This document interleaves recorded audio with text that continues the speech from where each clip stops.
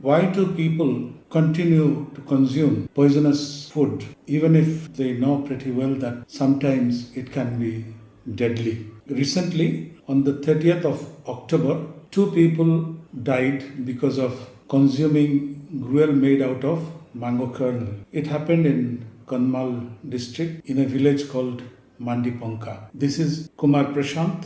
I used to talk about the issue of consumption of unhealthy poisonous food which people are compelled to do that. They're compelled to consume poisonous food even if they know that it can sometimes kill them. Why do people have to consume this type of food? Is this because they do not have sufficient food? Is it because that people are still facing food insecurity issues in the villages? This type of incidents or accidents keep happening in the areas where mostly tribals, Dalit communities, poor people, other backward class people live, mostly in the scheduled areas of Odisha. It can be sometimes Kandhamal, it can be Gajapati district, it can be Rayagada district. So this keep happening. I wanted to understand this issue. So we wanted to visit the spot with a few friends. We went there, went to Mandipanka village, met with the community, met with the families who have lost their dear ones. We spoke to them and we found out a few things which I would like to share today in this video. This village is called Mandipanka. It is a small hamlet of maybe 10-15 families, and next to it also there is another hamlet. We came here just to understand the situation of these people because recently, maybe 4-5 days ago, people in Mandipanka village died because they consumed poisonous food. They ate mango kernel. Of course, it was processed. That food turned out to be poisonous, and because of that, 2 people died. 6 people were hospitalized, and people are in shock and trauma. People do not get food year round, so food security is a big problem in this village, and especially among tribal and Dalit communities because they are poor, resourceless, landless. Even if they do hard work, whatever they produce, it doesn't support them throughout the year. So they face this type of situation.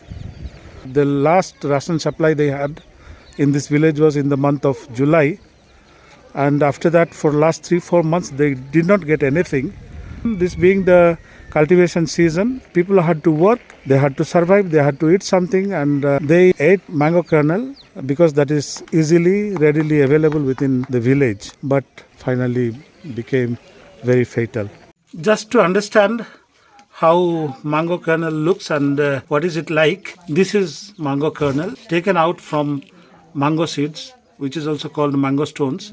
This is collected basically in the month of May, June, July, and they keep it for rainy days where they don't get food stuff. It is a very lean period. That's also agricultural period where they do a lot of agricultural activities. There is not sufficient food stuff inside their house. They get compelled to use mango kernel as part of their food stuff. This man's wife actually passed away because of consuming this poisonous food, and this man's daughter, he is Kumbhara Maji, he is Anil Patamaji. So they are all victim families. They have suffered a big loss. Those who died were also earning members. They were helping hands, working hands. So definitely it will affect their life, their livelihoods, and there's a deep wound within. This is the situation. This is a typical house of a tribal person. A small hut, veranda you can see, then walls, another small hut, and probably another family lives over here. Of course, there is water supply. People get piped water. Then next to that is cow shed. This is a typical village that is in the forest. Looks nice.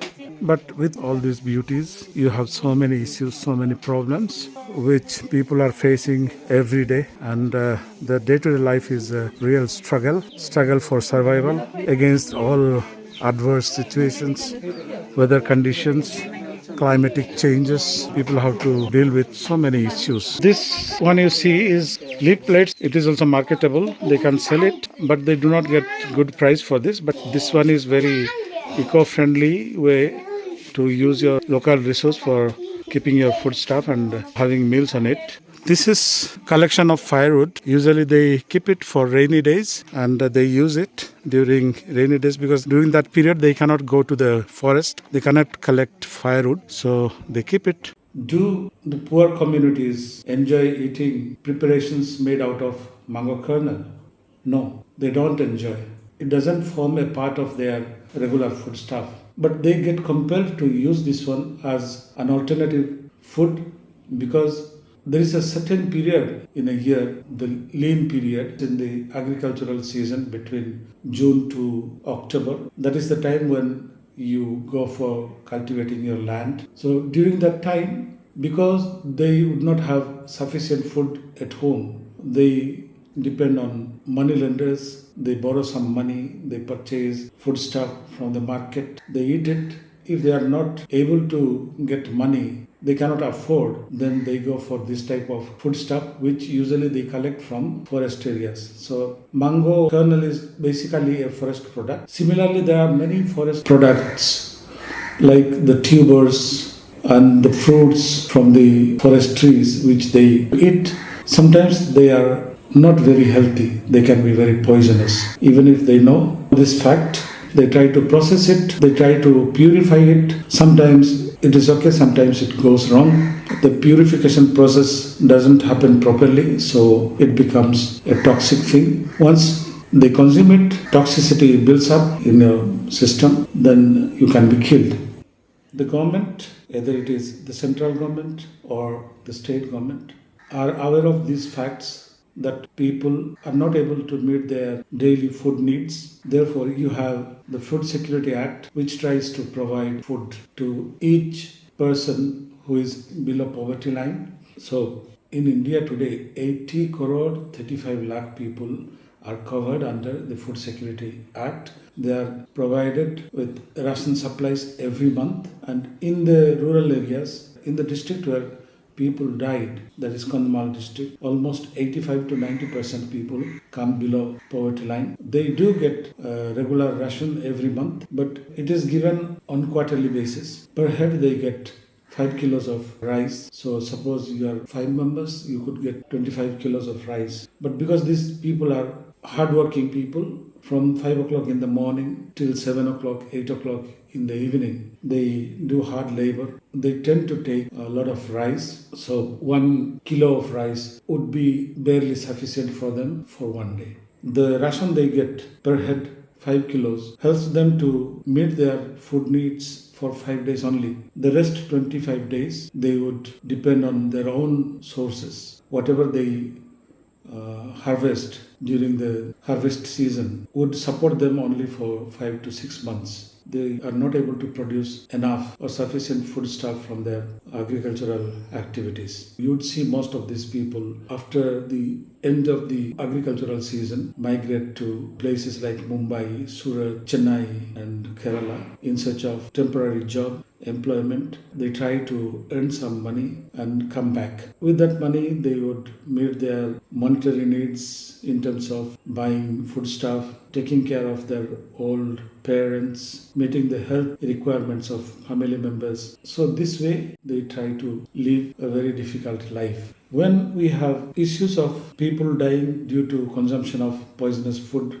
it is a hunger death. We have to recognize that. It happens because people are still in poverty. They do not produce enough food that can sustain them year round. And the government of the day has to think about it very seriously because, of course, yes, we are providing them with regular ration supplies, but it is not enough. It is not meeting their food requirements year round. It can help them for some time, but not the entire year. So, in order to address this issue of poverty, we have to get back to the village. We have to sit with the people, try to understand their sources of income, sources of livelihood, how they produce, where they produce, their production system, their agriculture, and address issues that affect these systems. You have issues of unproductive land, lack of irrigation, lack of market for the producers, for the farmers, lack of agricultural inputs in time, lack of finances. When we want to address these issues, we have to address these issues in totality in order to help the people to come up in life, in order to eradicate